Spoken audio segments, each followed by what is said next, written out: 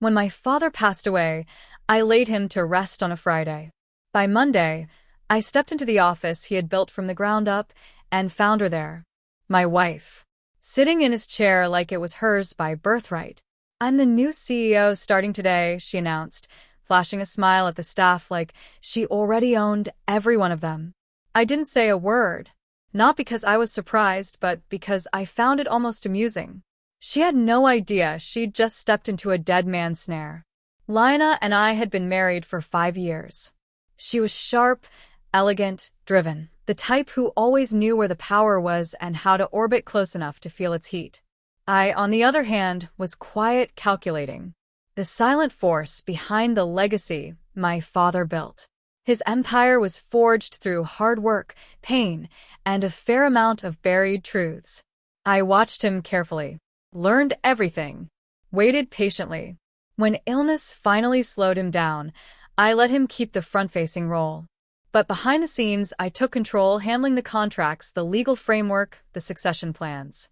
He never trusted easily, not even me. So when he finally handed the reins over, he did so without ceremony.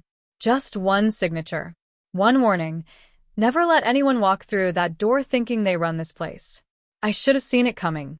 Lina's late nights, always justified as networking.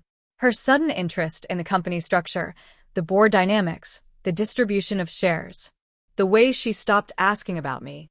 And then, 3 days after the funeral, I walked onto the main floor, and there she was.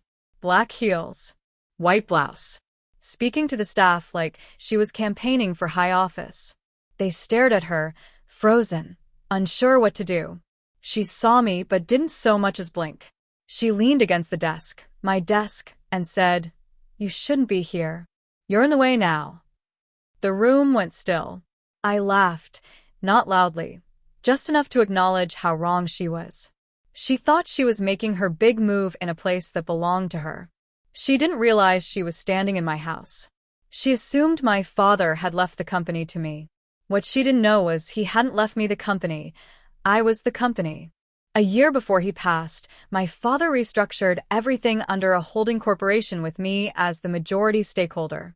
The visible company, the LLC, the office, the brand, was just the facade. The true power sat quietly behind it, with a board made up of people who had known and trusted my father. And now, they followed me. Lina never knew. I never told her. She believed she'd charmed her way into power. In reality, she'd locked herself in a golden cage. I didn't argue. I didn't need to.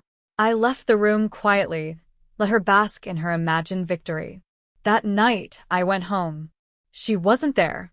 She'd already taken over the corporate condo like a queen claiming a castle. I poured a drink, opened my laptop, and tipped the first domino. Step 1. Strip her of any authority she thought she had. I called an emergency meeting with the actual board, audio only. No need for faces. A single unanimous vote. Her privileges revoked. Step 2. Lock down the finances.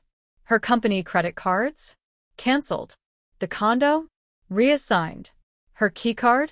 Disabled. Step 3. Let the unraveling begin. I waited. 2 days passed. On the 3rd, she marched into the office like she still owned the place. She made it as far as the lobby. Security stopped her.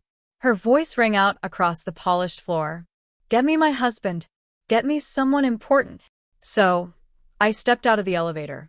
Black suit, red tie, the same one my father wore when he sealed his first major deal. She saw me. Her expression cracked. Her hands trembled. "You can't do this," she said, her voice tight. "I already did. I'm your wife, for God's sake." "No," I said. "You were a visitor in a legacy, and your invitation just expired." I walked past her, handed security a folder, a legal notice detailing breach of confidentiality, misuse of company property, and misrepresentation. Evidence collected over months, footage, recordings, emails. Not because I suspected anything back then, but because I prepare. That's the difference between us. She plays for quick wins. I build the board and let others walk onto it thinking they're in control. She didn't yell, didn't cry. She turned and walked away slowly, every step a blow to her pride. The staff didn't say a word. They just watched because they finally saw who had been holding the reins all along. I returned to my real office, 4 floors above. Same chair, same desk. Still smelled faintly of my father's cologne. I sat down and looked at the photo of us on the wall. I smiled. Funny, really, she tried to take everything from me, but in the end, she only revealed who she really was. All I had to do was let her speak. That's the nature of betrayal. It's loud, messy, and desperate. But revenge? Revenge is quiet, precise. And when done right, you don't need to shout. You just wait in your chair and let the pretenders walk straight into their end.